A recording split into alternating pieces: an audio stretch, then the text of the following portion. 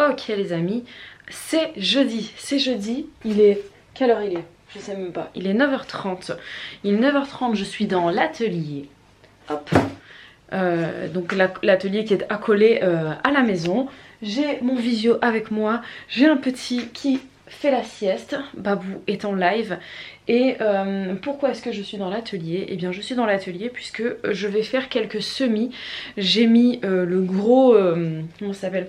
La grosse veste bien mout là, le truc super épais, mais je suis quand même en short parce que j'étais dans la maison. Il fait super froid aujourd'hui, je ne sais pas ce qui se passe. Comme on dit, il n'y a plus de saison, voilà, donc il fait très froid. Je vais pas aller voir la serre tout de suite, je vais laisser fermer jusqu'à nouvel ordre parce que là il fait vraiment très froid. Je pense que les températures elles ont dû bien descendre cette nuit. J'irai voir dans la serre, mais à mon avis si on a eu du 8 cette nuit, je serais pas étonnée.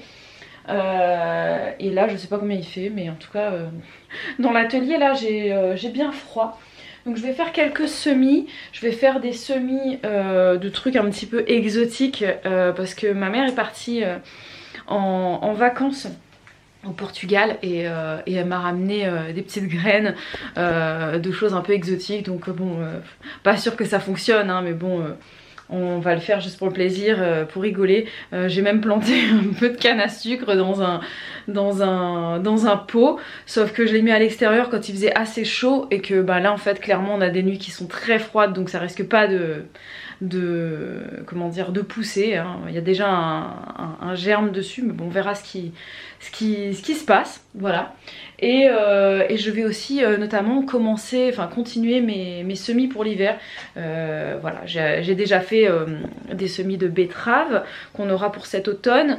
J'avais fait des semis de chou kale, mais là je vais recommencer parce qu'en fait, ça n'a pas trop fonctionné.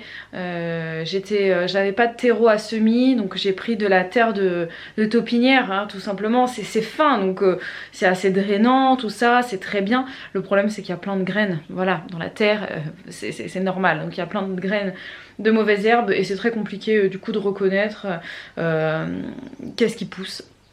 Voilà, donc là Babou m'a acheté du terreau. Je vais pouvoir entamer mes semis et je vais mettre un petit peu d'ordre. C'est le souk ici, c'est le souk dans cet atelier. Il faut vraiment qu'on s'en occupe et on n'arrive pas à se trouver du temps pour ça. Donc bon, actuellement on va dire que c'est pas grave et voilà. Et je vais aussi peut-être me relancer un petit semis de plants de courgettes pour l'après-saison. Ça peut paraître assez étrange, voilà, parce qu'on vous a montré que nos plants, je crois qu'on en a 9 il me semble, plants de courgettes. Ils sont très productifs, vraiment très productifs, puisque on a dépassé la 50aine de courgettes de récoltées depuis le début de la saison en un mois en fait, hein. Même pas un mois, on a récolté une 50aine de courgettes, c'est juste fou.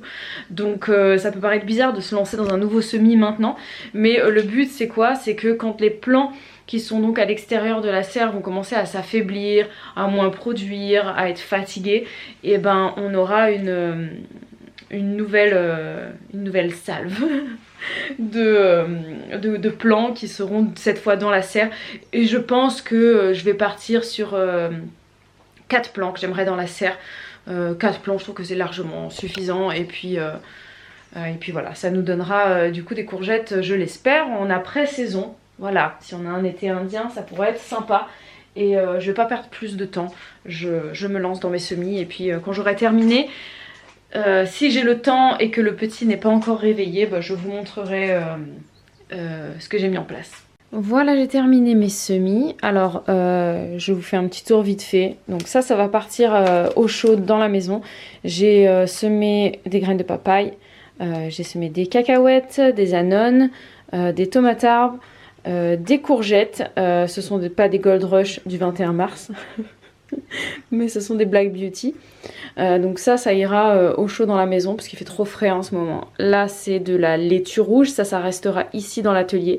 Du pourpier, du chou rave blanc, du fenouil, des brocolis calabrés, du chou kale et des haricots à rame phénomène que j'ai mis là-dedans. Et en fait j'en ai mis vraiment un pack. Donc j'en profite pour vous expliquer comment je fonctionne avec les haricots. Alors j'ai testé plusieurs manières. Les planter en pleine terre, pour moi ça ne fonctionne pas très bien parce que on a vraiment beaucoup de gastéropodes et on se fait dévorer nos graines, enfin nos haricots une fois qu'ils germent, et on a beaucoup d'oiseaux, notamment les merles et les pies qui viennent gratter tout le temps la terre et qui nous sortent les graines pour les manger par exemple. Donc c'est pas vraiment une méthode que je fais ici.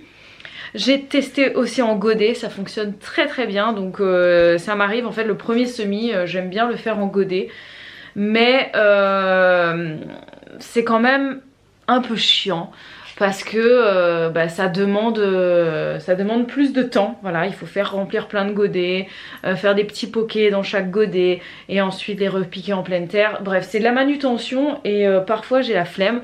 C'est ce que je préfère en termes de résultats et c'est ce qui est le plus pratique. Mais je vous avoue que comme ça m'arrive très souvent qu'une fois qu'ils sont prêts et que je les mets en terre, qu'ils se fassent manger par les limaces, du coup ça me dégoûte un petit peu d'avoir perdu autant de temps en amont. Alors il y a une nouvelle méthode que je fais et ma foi ça se passe plutôt bien. C'est que je prépare soit des pots comme ça, des très gros pots avec plein de graines dedans, soit je fais des petites jardinières et pareil je remplis avec plein de graines. J'utilise moitié terreau et moitié terre de jardin que je mets en dessous, comme ça au moins il y a moins de chances qu'il y ait plein de trucs qui germent.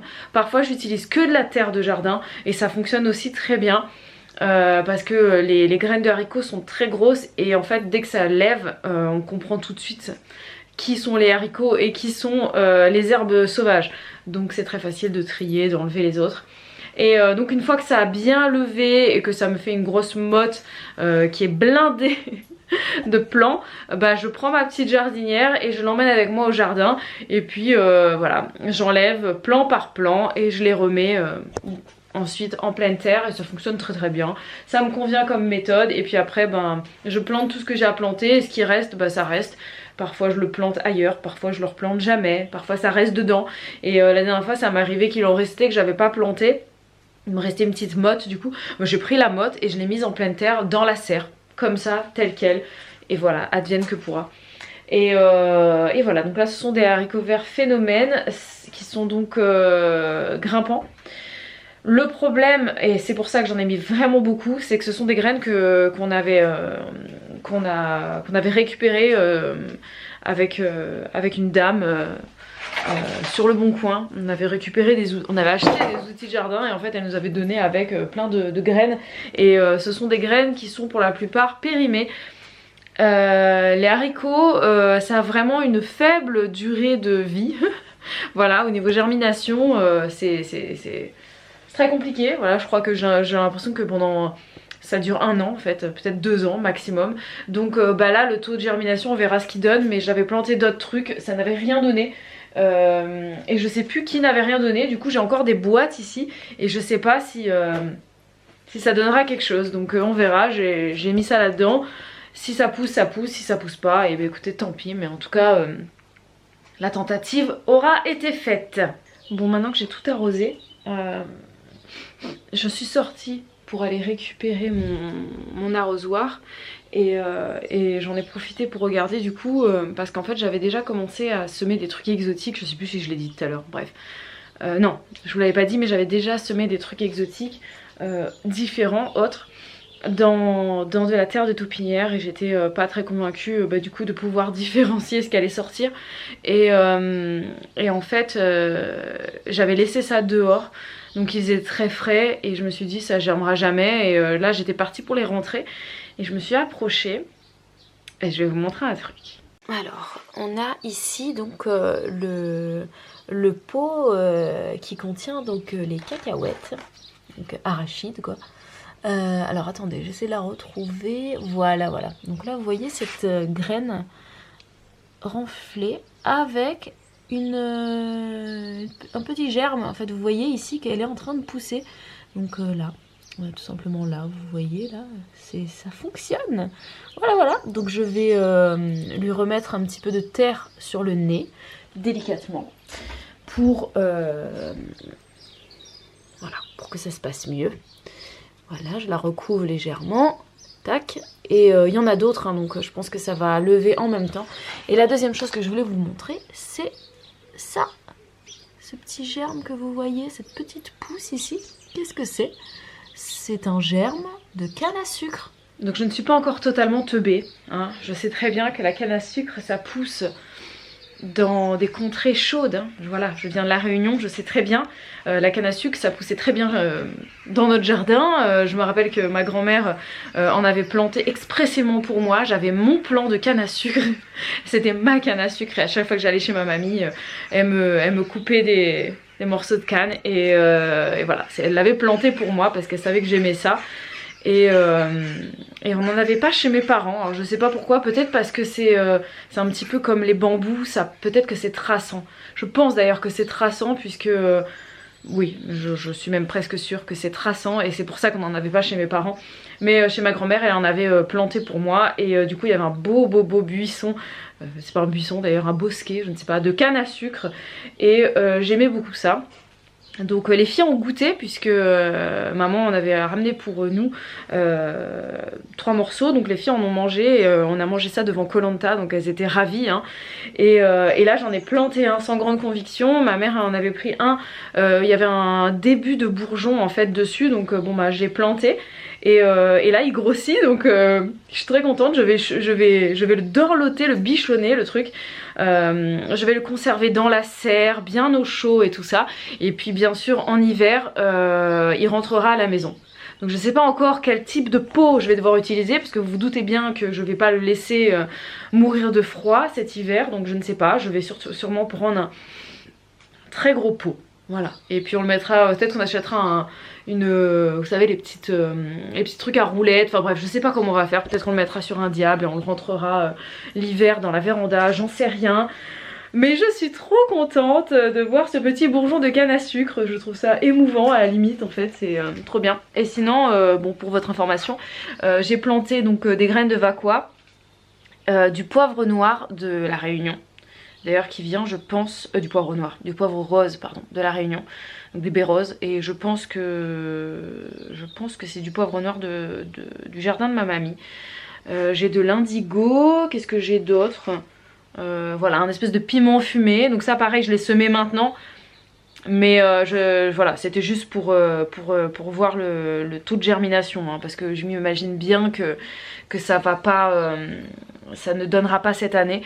Au pire, vous me direz, hein, si je peux très bien le conserver ensuite à l'intérieur. Parce qu'un plant de piment comme un plant de poivron, on peut tout à fait les hiverner, hein. On les met en pleine terre, on a l'habitude de faire ça et puis de recommencer chaque année. Mais on peut tout aussi bien cultiver ça en pot et rentrer le pot en hiver et le ressortir au printemps d'après. Il produira même de manière plus précoce. Donc voilà, pourquoi pas faire ça. Et voilà, c'est à peu près tout pour le moment. Donc au niveau de mes cultures d'hiver, j'ai pas commencé, mais je commence du coup les cultures pour cet automne.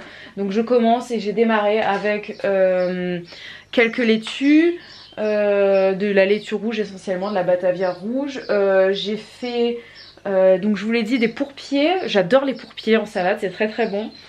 Des choux raves blancs, du fenouil, des brocolis, du chou kale. Et le mois prochain, donc en juillet, je commencerai tout ce qui va être scarole, frisé et non, voilà. Donc on se reverra du coup le mois prochain pour que je vous parle un petit peu de ça. J'ai hâte de voir ma canne à sucre pousser. Bref, je vous laisse, je vais rentrer tranquillement. Il est déjà tard. Je ne sais même pas quelle heure il est. Il est 11 h. Donc il est 11 h, je pense que c'est l'heure que je rentre. Le petit dort toujours, hein. J'ai un petit qui... C'est une marmotte. C'est une marmotte et quand je l'ai le matin, je le vois pas beaucoup parce qu'il dort beaucoup. Bon, c'est pas grave, à un moment donné il va grandir et on pourra jouer un peu plus longuement. Mais bon, du coup j'en profite pour faire d'autres choses et puis c'est génial. Oh, il y a plein d'oiseaux qui arrivent là. Qu'est-ce que vous essayez de me chipper vous? Les oiseaux commencent à essayer de nous voler nos fraises. Ils commencent à être un petit peu trop à l'aise. J'ai l'impression que tant que Papy Chien il était là, il n'y avait pas de soucis. En fait les oiseaux étaient un peu moins proches de la maison. Mais là maintenant qu'ils se sentent plus menacés, laisse tomber quoi, hein. Ils viennent sous notre nez manger nos fraises, nos myrtilles. Les myrtilles on n'a pas vu la couleur cette année. Bah, que voulez-vous, hein. C'est le jeu, donc il faut planter beaucoup plus pour qu'il y en ait pour tout le monde. Ah, Olivia? Ah, faut faire comme ça? D'accord. Et c'est quoi que tu fais là, Olivia? Les graines de cassis. Les graines de quoi? De cassis. Les graines de cassis? Le cassis, Bibou, ça? Non, non, pas du tout. C'est pas du cassis, c'est quoi? Les soucis. Ah, c'est des soucis, ça? D'accord, ok. Et ça, c'est les graines qu'elle est en train de mettre là? J'ai fini. Mais ça ressemble pas à des graines. Bah, si elle est en train de faire, je sais pas si elle trie bien. Mais... Ok. Si, ça, ce sont des graines. Tout ça, c'est des graines? Bon, tout ça, non, parce qu'il y a les coques des graines qu'elle a mis avec, mais ça, D'accord, c'est des ok. graines. Toi aussi, tu fais le petit de graines? Les petites graines, le tri de graines? T'as des jolies cerises sur ton t-shirt. Tu t'en sors, Elena? Oh là, t'es concentrée. Elena, elle est concentrée, elle parle plus, t'as vu ça? Ouais, Noémie, elle gère aussi. Hein. Noémie aussi, elle fait les graines? Ah ouais, c'est très bien. Ah ouais, là-bas, On n'a Noémie. pas eu besoin de lui expliquer, elle a compris ce qu'il fallait faire. Ah, c'est bien, Noémie. Bravo. Donc, tout ça, c'est des soucis. Les soucis, c'est des fleurs, hein, c'est ça? Que Bibou a fait sécher. Donc là, les filles, elles sont en train de récupérer des graines de soucis que Bibou va planter, va semer pour l'année prochaine, quoi. Salut les amis, il est 17h, 17h30 même, fin de journée, il fait super beau. Ce matin il pleuvait, cet après-midi aussi, et là le ciel est bleu, le soleil est revenu. Donc voilà, on a eu un petit peu de pluie ce matin. Bon, les agriculteurs diront que c'est pas assez pour remplir les nappes phréatiques et pour vraiment arroser le sol. Et je pense qu'ils ont raison, effectivement, c'est vraiment une pluie qui est pas efficace. Mais bon, qu'est-ce que vous voulez qu'on y fasse? On ne contrôle pas la météo. Et puis là, bah, on est dans le jardin, et donc avec les filles, on a fait un atelier triage de graines là, pendant un petit quart d'heure. Donc c'était rigolo, voilà. C'est cool, et puis après elles sont parties les planter, donc c'est des soucis là, c'est des fleurs. Des fleurs de différentes couleurs, je sais même plus quelles couleurs elles sont celles-là, orange je crois, ou... Quelle couleur c'est les soucis là? C'est quelle couleur les soucis? Jaune-orange, c'est ça. Et du coup Olivia est partie les planter ensuite dans un petit endroit du jardin. De l'autre côté Olivia, tu vas casser la bâche là. Merci. Et puis donc c'était cool, c'est cool quand elles s'impliquent comme ça. Là je marche un petit peu dans le jardin, vous voyez derrière moi des zones de culture en préparation pour l'année prochaine. On commence déjà à préparer vite fait les zones quoi, donc en mettant un peu de la tonte, de la mauvaise herbe, plein de conneries comme ça. Et là ce sera une deuxième zone qui ressemble à rien, tu vois, il y a juste des cartons là, avec du compost qui est lâché là, et plein de mouches et plein de papillons dessus. Voilà, je vais vous filmer ça de près juste après. Et donc l'idée ça va être de créer une zone là en longueur, une bande ici, une autre bande là, une autre bande derrière sous la grosse bâche là qui elle est là depuis déjà 1 an en arrière. Donc elle logiquement elle devrait être pas mal. On va quand même y balancer du compost tout l'hiver. Tous nos déchets de compost on va les balancer là, on va les balancer là, on va les balancer là. On va en refaire une autre là. En fait c'était une zone ici qu'on cultivait pas. Parce qu'on s'était dit il va y avoir trop d'ombre l'été parce que on a de la végétation autour. Là on a une grande haie sauvage ici avec des arbres qui font 5-6 mètres de haut, tu vois. Mais en fait ils font de l'ombre, mais voilà, on s'y connaissait pas du tout en nature avant, voilà. Et en fait l'ombre d'un arbre, un arbre projette pas son ombre super loin quoi. Parce qu'en été le soleil est super haut dans le ciel. Donc l'arbre lui va faire de l'ombre là à ses pieds sur un rayon de 3-4 mètres. Et donc toute cette zone là, on va pouvoir la cultiver. Et donc ici on va balancer tout ce qui est courge, melon, on va faire des tunnels à melon, on va faire plein de trucs. Hein. On va créer une vraie pépinière à bientôt, tu vas voir. Mais donc là voilà, on est en train de préparer ces petits trucs là. Bon, on en reparlera de ça, de comment on prépare les zones. Comment on fertilise, comment on amende le sol, etc., etc. On en reparlera. Là, ce que je suis en train de vous filmer, il y a plein de gens qui doivent penser « Ah mais c'est dégueulasse ça, des épluchures, des trucs, des déchets comme ça dans le jardin, avec les mouches, les abeilles, les papillons qui tournent autour, les limaces, les escargots, les machins. » Alors entre guillemets, oui, visuellement c'est dégueulasse. Après nous on peut se permettre de faire ça parce qu'on a un grand terrain. Et que donc c'est pas quelque chose qui va être au pied de nos fenêtres et de nos baies vitrées. Bien évidemment, quand tu habites dans un lotissement, tu peux pas vraiment faire ça, même si en soi, si tu peux le faire, parce que même si tu as un petit terrain, un petit jardin de 200 mètres carrés en lotissement, tu peux te permettre au fond de ton terrain de te faire une zone comme ça de compost en plein air, parce que ça c'est très utile pour le sol. Voilà, Bibou vous l'a déjà dit, le compost en tas comme ceci, on a aussi un composteur en tas. Composteur en tas, c'est ça hein, que tout le monde connaît. Voilà, tout le monde a ça dans son voilà, peu importe où on habite maintenant, c'est quand même assez commun chez les gens d'avoir un compost comme ça, parce que ça limite les déchets que tu mets dans ta poubelle grise. Il y a encore des gens qui n'ont pas de compost, moi j'arrive pas à comprendre pourquoi, parce que ça coûte rien, ça coûte 10 ou 15 € à l'achat, et encore il y a des mairies qui te le donnent gratuitement. Il y a des composts en plastique, des composts en bois. Voilà, celui-là, nous on l'a récupéré chez quelqu'un, enfin bref, ça coûte rien. Et donc nous on a ça, mais on remplit, on l'utilise aussi. Mais on fait aussi du compostage de surface comme ça, où on balance directement, bam, dans les allées comme ça en préparation. Là le carton au sol, il est absolument pas nécessaire, je l'ai juste mis là, parce que le carton c'est une matière qui est recyclable, qui est biodégradable. Je l'ai juste mis pour que visuellement j'arrive à me représenter l'allée comment elle sera. Donc elle fera plus ou moins 1 mètre de large. Comme là j'ai mis plein de tontes et plein de feuilles mortes et de trucs comme ça que j'ai récupéré aussi de cet automne. Voilà, je me suis fait une genre de petite zone comme ça qui fait plus ou moins 1 mètre de large. Entre les deux, j'ai plus ou moins 1,50 m, plus ou moins. C'est une histoire de passer la tondeuse 2 fois. La tondeuse elle va passer une fois là, une fois là. Et encore, si c'est des courges qu'on plante là, la tondeuse elle va plus passer parce que les courges elles vont envahir ensuite ici. Donc voilà, ça va être des zones comme ça qui viendront se rajouter déjà aux zones qu'on a là, quoi, hein, parce que là on a déjà 1, 2, 3, 4, 5, on a déjà 5 lignes ici. Hein. Ah, c'est ça, hein. 1, 2, 3, 4 ici avec les tomates et 5 ici avec les courgettes. Et 6 même contre le grillage là-bas avec les cornichons, les tournesols. On en a partout, mais on s'en sort très bien.